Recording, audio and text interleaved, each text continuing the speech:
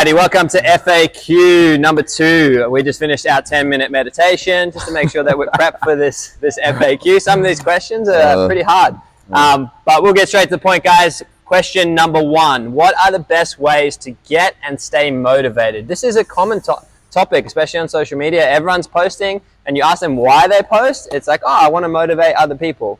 I suppose we can start with, does it actually motivate other people? And is motivation what you need to start, or is it what comes after? Interesting question. Social media answer, I think for men, it does work quite effectively. For some women, it can actually deter them more than anything. They see someone's physique, another female, maybe like, quite shredded, or they just went through like a pregnancy and now they have a 6-pack abs with little to no context of how that person got there. They might look at themselves, they might try and compare their image to them, they might try some of these strategies. And time again, you hear all the time females having eating disorders, or they struggle with anxiety and depression. And a lot of it has to do with some of these females that they look at. Female can sell something without having to back squat 2 times body weight, without having to be super athletic with the gymnastics, because it is going to be more aesthetic based. And as where a male, it has to be a program, and it has to be a male who's lifting heavy within that program. That's it. And that can be an issue for some motivation. So social media, maybe not the best way to motivate yourself in general, but we do see time and time again, men do get motivated for it. They might see a Chris Bumstead, they might see a Sam Sulek lifting heavy or training hard, and then that kind of gets them going. And it's not about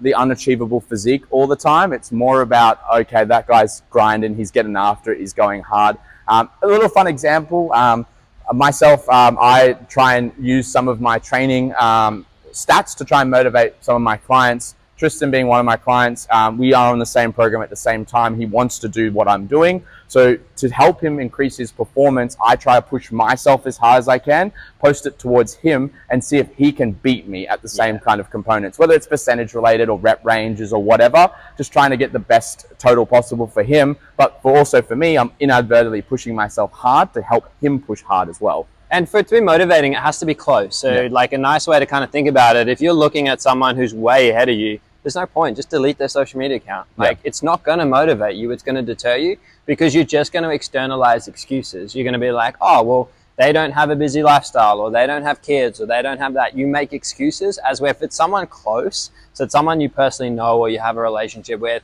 and let's say it is, in your example, squatting, you've got a 200, they've got a 195. Like, that will motivate them in that scenario, because it feels like it's within reach. It's that horizon that they're after, all right? Now, they may not never get there, but they can see it the whole time. It is possible, and they might have that session where they do end up beating you, and then that becomes more motivating for them, because it's like, holy shit, like I worked really, really hard to finally get ahead of him or finally beat him at this component. That also works as well if you look at, some people with similar body types, or maybe even, like you said, people with similar experiences. Maybe instead of, as a dad, following the guy on Instagram who's got no kids, 20 years old, who deadlifts 900 pounds, maybe you follow the dad who deadlifts 900 pounds and work on his story, on how he got there, some of the things he did, some of the sacrifices he made, and how he balances his lifestyle, versus the person who has nothing to do with your life. Especially because he's going to have characteristics and traits that are very similar to like what you're going to need to achieve or acquire what he has. So you'll be able to see in certain scenarios and circumstances how he reacts and how he responds, and be able to identify that you don't do that. And be like, okay, well, when my kid's sick, like, I don't go to the gym. As where when he's sick, like, he spends time with his kid, but he still goes to the gym. Like, or maybe he trains at home. He has a home gym set up, like, even with just some really basic stuff to make sure he still gets something in at the same time as looking after that child. So he's not just completely sacrificing his child's time, like, oh, I need to be there for my kid. Absolutely. But I've made sure I've made ways to be able to do that. Maybe he does his mobility work at home while his kid is sick, and then takes a few days off training. There could be so many different factors. I think personally, when it comes to motivation, you need the strongest why, and it needs to be a reason that is thought out, and it needs to be something that is impactful for you. So Michael wanting to gain 5 kilos of muscle because he wants to get big isn't necessarily the best motivation. But Michael looking at getting a 200 kilo back squat because that's his lifetime PR goal, and he's dreamed about it ever since he was a kid, and he got to watch some of his favorite athletes do it, is much more meaningful to him, because there's lots of reasons why. He wants to get 200 because it's lifetime. He wants to get 200 because, you know, he saw his best mate or his, you know, athlete get it. There's more backing behind that. It's the same with weight loss. It's like, I want to lose 5 kilos. Why do you want to lose 5 kilos? Goals are cool. Like, I wouldn't rely on them. No. You really want to try and make sure your attention goes towards the action. So it's like, all right, well, I want to lose 10 kilos. That's fine. And it's actually not necessarily relevant. We do need to know that. But if you are paying attention to, like, you know what, I need to go to the gym every day, like, are you more likely to lose that 10 kilos? Yeah. So it's like, what's more important? Is it the goal or is it the action? And most of us fall apart because we don't focus on the action at all. That's it. I mean, motivation, it's a funny topic. Like, we have this conversation all the time. I personally, if I'm not motivated to train, my non-negotiable is I train. Yeah. So, like, I like to push that needle and be like, okay, like, do I conform to the way I feel right now? And it's like, no, because I want to be a strong character. Like, if I have kids one day, I want my kids to look up to me and be like, he's resilient, all right? He's consistent. Like, there's certain things that you want to attach yourself to. Yeah. And if I'm relying on motivation, which we know is fleeting, all right, I'm not going to have that consistency. It's same behavior, irrelevant of changing external circumstances. Yeah. So you still train even though you're not motivated. I also think, like, my brother's a good example. He wanted to start training with me. Awesome. We started with strength training. He asked me, should he focus on his nutrition? And I actually said no. I said to him, I was like, let's just focus on being consistent with training. We'll worry about everything later. Inadvertently, over the last 22, 23 weeks, by him focusing on his training and increasing his consistency and volume, so he trains now 3 days a week, from 1 day a week. By increasing that, he now inadvertently eats better food. He goes to bed earlier. He makes sure that he's prepared for his training sessions because he knows now that the motivation for him to eat better is because he wants to perform in the gym. It's not because he wants to lose weight. We never made it anything about a weight goal. We made it about a strength goal. His eating's not tied to an emotion. And that's where people, like, struggle, is like, the emotion's only valid when the action validates it. So it's like, if you're eating because of the emotion and you've now built that habit where it's like, I feel sad, I eat shit, you've validated that emotion. Like, you're always going to feel things. Yeah, exactly. But you don't need to always validate it. No. So it's like, you can still be a happy person that feels sad things. Yeah. Like, it's not like it's objectively true. You're a sad person because you're sad. Like, like, sad things happen, bad things happen. So, I mean, a classic example with motivation, like, this is a little bit off topic, and it is something that I've, like I get a little bit frustrated with. And I think it's, if you get into a bit of a social media bubble, it's something that most people forget about. And it's like the athlete scenario. So all the athletes, it's like, what do they do? What do they post? What do their days look like? And it's like, most of what they do is, they're the epitome of the sport. So they go to the CrossFit Games as an example for us. Like, this is meant to be like the pinnacle of what we do, and it's meant to bring people into the sport. Every conversation, and I could be wrong, other affiliates comment, let us know what it's like for you guys, but every conversation that we have for people who follow these athletes who aren't already doing CrossFit, they come to us and they're like, I don't want to do CrossFit, it's too hard. Or like, I don't want to do CrossFit because I can't be like that. So it's not motivating them. So the athletes are posting because they want to motivate people, but it's not working. They're more motivated by Susie with the 4 kids who comes in every day and does 9:30 and still spends all her time with the family, not the athletes who are posting 5 times a day trying to sell for their sponsors. Yeah, and it's because like you said, like, it's not within reach anymore. Like, some of their, like, doing a double under crossover, or doing like a handstand walk obstacle, or doing 20 unbroken ring muscle ups is unachievable for the average person, because the investment on time is so much that by the time they actually get there, maybe they've lost that motivation to do 20 ring muscle ups because it's just too much. It's like, it's like they can't even do a pull up, and it's like, fuck, how am I going to do 20 ring muscle ups? Yeah, exactly. It's to them, it's just like, well, like, there's no point. Yeah, it's too out of reach. But like Michael said, you just need to have those goals that are more within reach, that are on the horizon, that are close enough where it's like a dangling carrot, and you're like, oh, I want that. Like, I can see it, I can smell it, but like, I just need to do this, and this to get there. And your why is extremely important. Like, and I think identifying, like, most people, a breakup's the last straw. Why? Because they don't want to fucking feel like that anymore, and they realize to change their outcomes and change their circumstances, they need to do something different. They're not motivated. Well, they're technically motivated, but they're not motivated by a good thing. No. Like, they're motivated by hardship. But I think the biggest takeaway is don't rely on motivation, because it is not reliable inherently. Yeah, you need to have a solid reason why, and at least some direction of where you need to go or where you want to go. Be your biggest supporter. Yeah. So every time it comes up and you're not motivated, it's an opportunity to provide or prove to yourself and give yourself conviction that you can do this and you can keep doing this thing. Yeah. Because it's the consistency that will get you the desired outcome. That moves us on to question 2. 3 tips to improve your squat. This is a bit of a tempo shift on that tangent. Yeah, cool. Well, squat more. Yeah, well, that's definitely number 1. I think consistency in the movement. I believe squat to be one of the hardest movements to master, as there is lots of elements that are in play, not just from a skill acquisition point of view, but also a technical point of view, working out your own biomechanics, working out what position suits you best, where it suits you the best on the back, whether it's high bar, low bar, and then there's some other variables as well. Your ability to understand bracing mechanics, your ability to control the bar and have a smooth bar path, midline strength, back strength, lower body strength, and then a vast other things, unilateral imbalances and things like that. And just for some context for the guys, so Ty's really good to talk to about this. In the last 2 years, where was your squat and where is it now? Well, even better. I came out of, I'm a great story for this. Before military, I was, right into CrossFit, loving it. I hit a 200 kilo high bar back squat. Amazing. Lifetime PR. I'm ecstatic. 200 kilos, that's pretty heavy. I went to the military. I came out with a 137.5 kilo squat. And I was like, oh yeah, this will come back quickly. It really didn't. It didn't come back as quickly as people would think. It came back quicker than what I got it, but it didn't come back as quickly as you would think. I think it took me 6 months to go from 137 to 170 again. Yeah. Then it took me another year to get from 170 to a 200. And that's probably 2021 to 2022.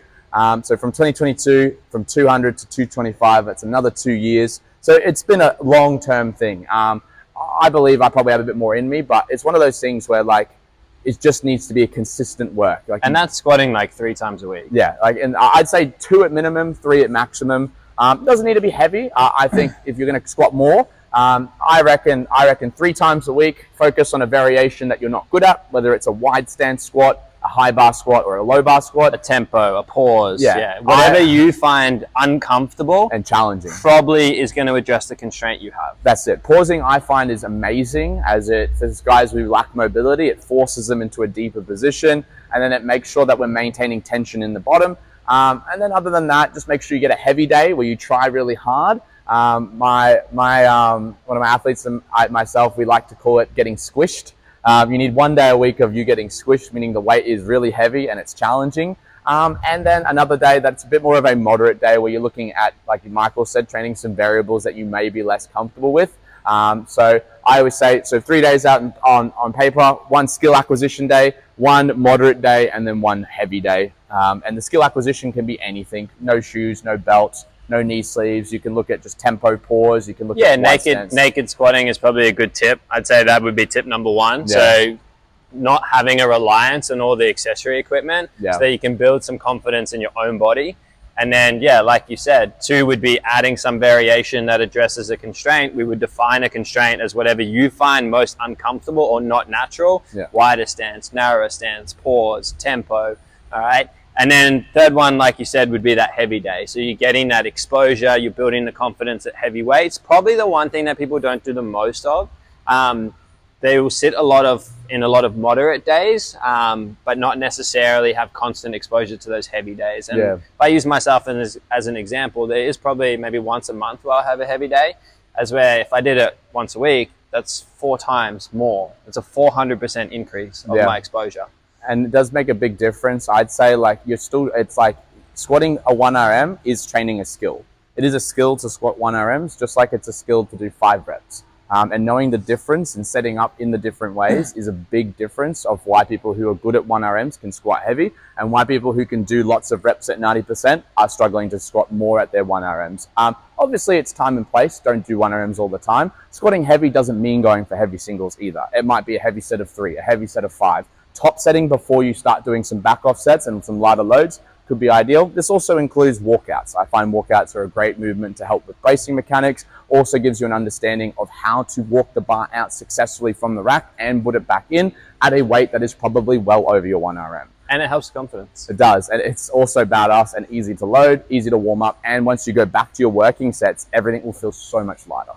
All right, question number 3. One diet hack that you guys utilize. I'll let you go first on this one, Ty. Ooh, diet hack.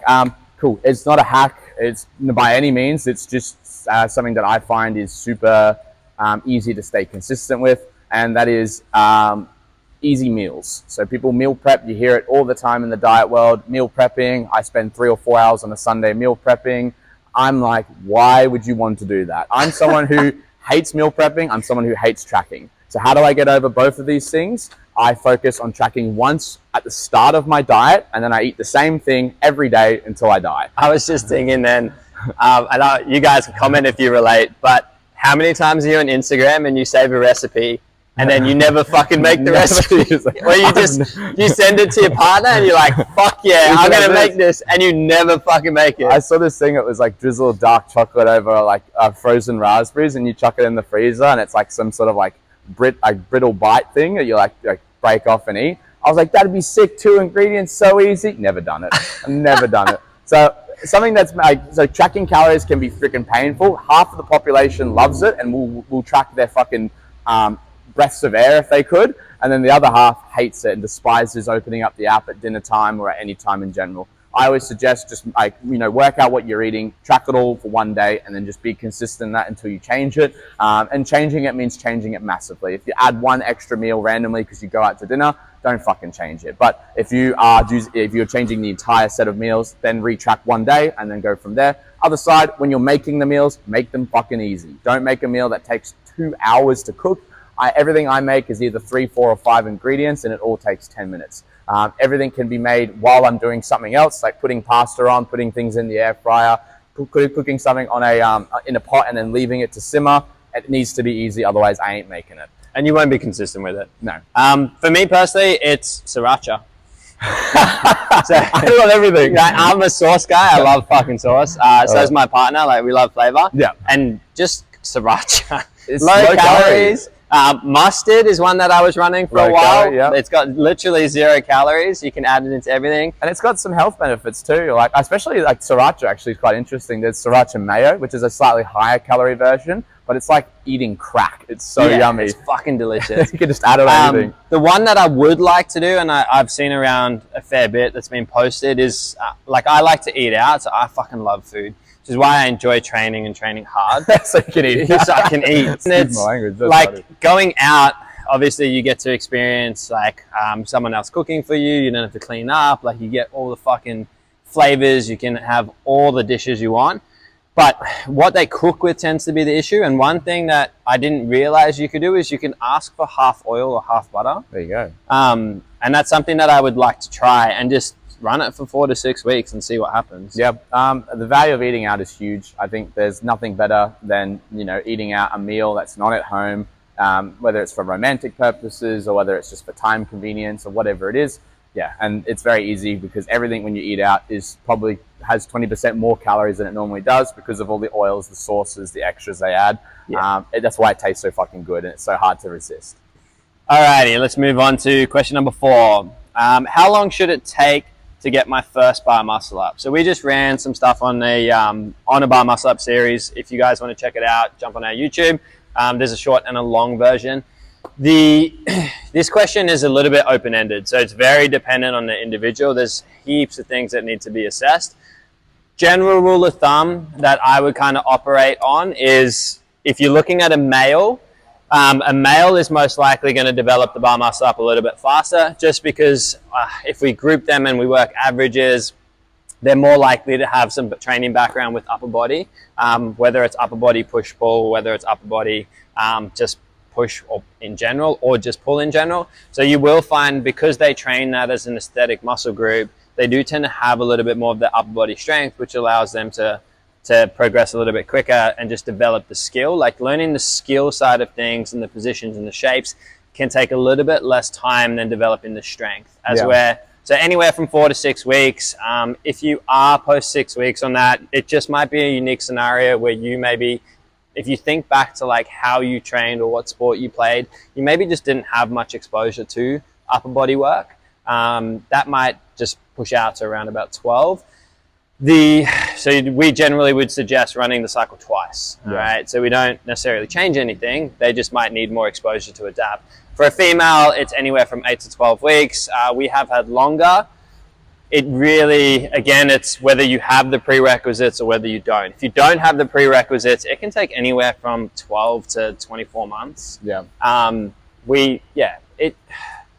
It really, it's a tough question because it's not one that you can just answer with a blanket statement. Yeah, I would say for ladies as well, what I always recommend any lady who struggles with rig gymnastics work or handstand work is do some form of a upper body strength program for 8 weeks.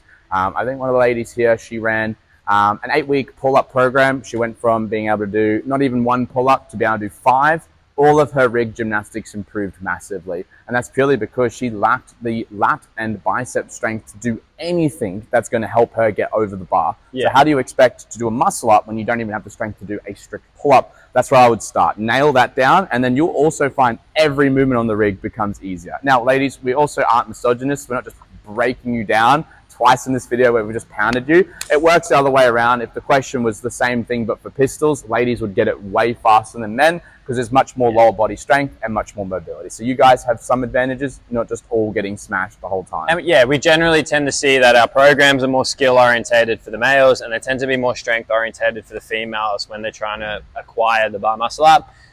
If you are running a program like that as a female, we would suggest that you're hitting it twice a week. So you're getting 2 touches. That way you're getting enough sets per muscle group and you're getting enough points of contact to develop a little bit quicker. Yeah, I agree. Is it ways to not hate running and burpees? Yeah, ways to hate strategies. burpees? I put strategies. Yeah. Okay, strategies to hate running burpees. No, to not hate running burpees. To not hate. Strategies to not hate running and burpees. Oh wow, that's funny. This is my favorite response from Michael. So Michael, imagine that we're doing the class briefing and you're telling them like there's a 400-meter run and you know people are going to avoid it. Oh, fuck, it's a rant. Just the short version. Yeah, the short version is you avoid it, you're going to keep feeling like that. So we always say to people, it's 400-meter run 100.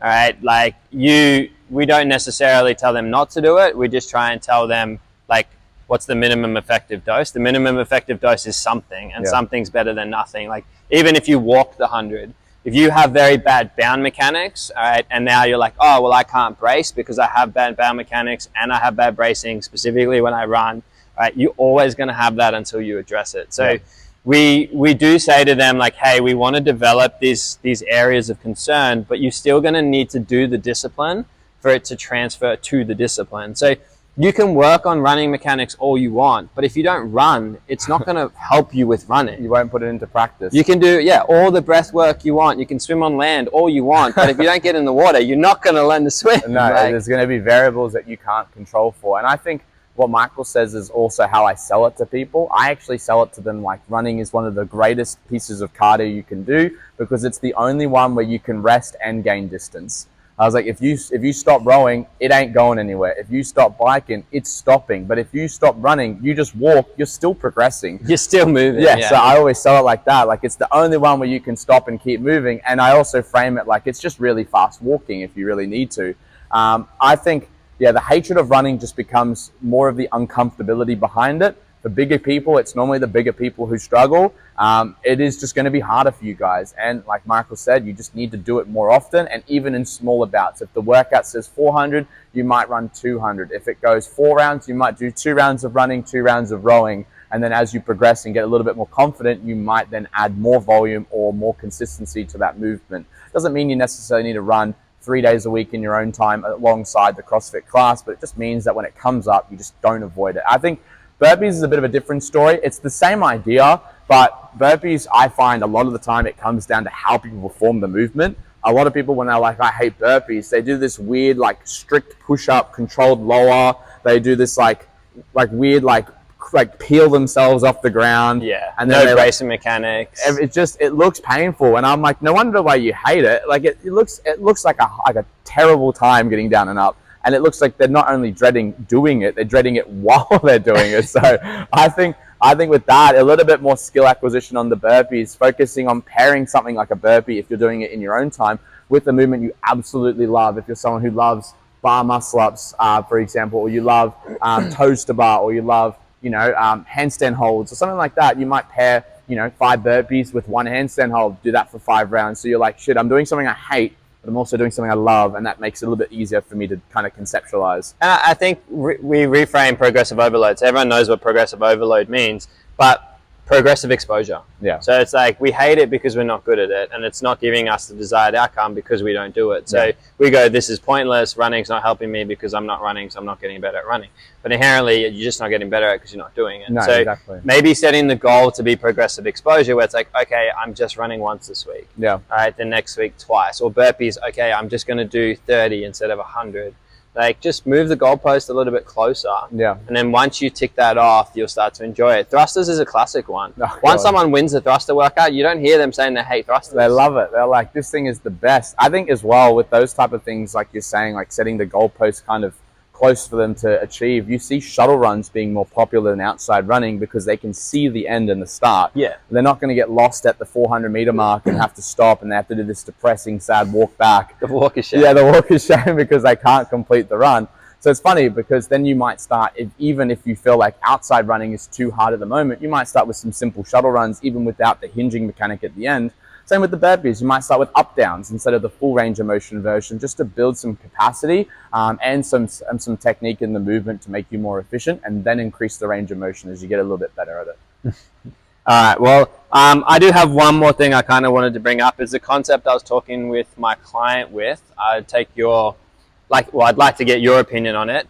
It's a concept that I frame as dirty data. Now, dirty data, when I talk about dirty data, anyone who does data or analytics, you know what I'm talking about. So it's when the data isn't accurate, you're trying to predict outcomes and you're trying to predict trends, all right, to try and make decisions, but the data is not accurate, so it's not going to give you the desired outcome.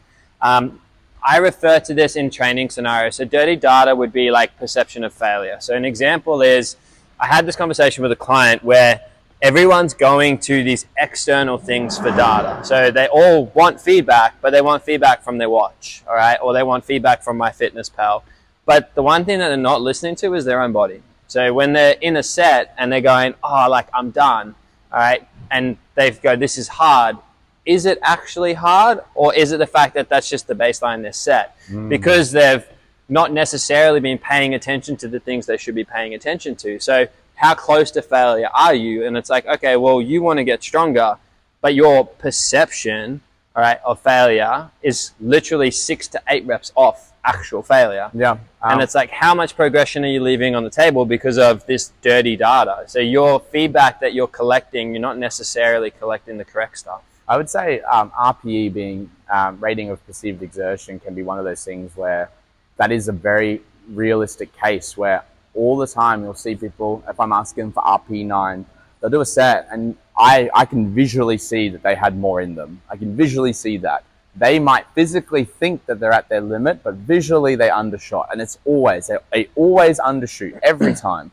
You'll have those 1 and 2 odd cases who just go way overboard. They attempt a weight that's way too heavy for them and they fall short on those rep ranges. But I'd say 9 times out of 10, people undershoot their perceived exertion and they may do like 6 reps when they could have achieved 10 at that same weight.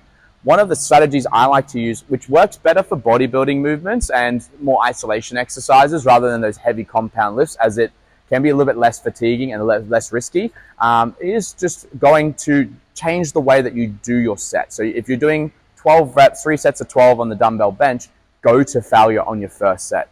Find a weight that you predict that you're going to hit RPE 10 at the set of 12 and try. Go for 12. You might get 13, you might get 14, you might get 15. If you get like 20, you obviously know, oh wow, this is way too light. I've obviously undershot. Or you get 6, wow, way too heavy, then you can make adjustments on those easier exercises. With squatting, it can be a little bit more challenging, but if I use myself as an example and my athletes Tristan and actually my other athlete Cam, we all had the same thing today. We had a 3 RM back squat. I was like, sure, I'm going to pick a weight that I think will be my 3 RM and go for it. I got 4 reps instead of 3. And that was for me an RPE, even I would reckon a 9. I probably still had another rep in me. Tristan went to a complete RPE 10 at the same kind of weight at with 5 reps in the tank, and then Cam did 4 reps as well. So all 3 of us didn't do a 3 RM. We all went well overboard, but we maxed out at the weight that we chose. And you're experienced lifters too, so you can only imagine that people who aren't experienced, how much progress they're leaving on the table. So I do challenge you, like, it is something that you probably want to try and deliberately reset. Like, your baseline is something that's always moving, and if you are conservative, you're creating a conservative baseline. Yeah. So your perception of failure is just not accurate, and then that's your feedback. Like, we're running a program that everyone's running, and it's like, oh, well, Susie hangs on for 2 more toes to bar, Sarah didn't. All right, and then in 6 weeks, Susie's crushing the fucking gymnastics. Yeah. But she was literally just working harder. Yeah, and that's what biggest thing I always say to people is just try really hard. And I think if you want to start from a baseline of movements to try movements that are relatively low impact, that have a low cost or low risk factor, to go to that max setting on. Even if we use CrossFit movements as an example, you might do, for example, rather than a set of toes to bar, maybe a set of handstand push-ups. Do as many as you can and predict how many you're going to get, and then see how many more or less you get than that prediction. You might translate that over to calories on the row and do an EMOM and have like a set amount of calories, like 20, and see how many rounds you can maintain that 20-minute, like that 20 calorie EMOM. You might do 3, 4, 5, 6, who knows? And that way you can find what truly is your capacity for that particular movement, and then you can start applying it to those harder movements as you become more experienced. Yeah, exactly. And I think to close it up, there was something that popped into my mind just then. There was a study that they ran on Olympic lifters. We're talking about motivation as question 1, and they were assessing performance and motivation, and basically there was 0 correlation. There you go. So it's like, you don't need to be motivated, you can be tired, and it doesn't affect your performance. I think there's a study similar to that where they actually did 1 RM attempts, or like 90% attempts or something like that. They sleep deprived them for 24 hours, and they did the same attempts, and they all got the same numbers.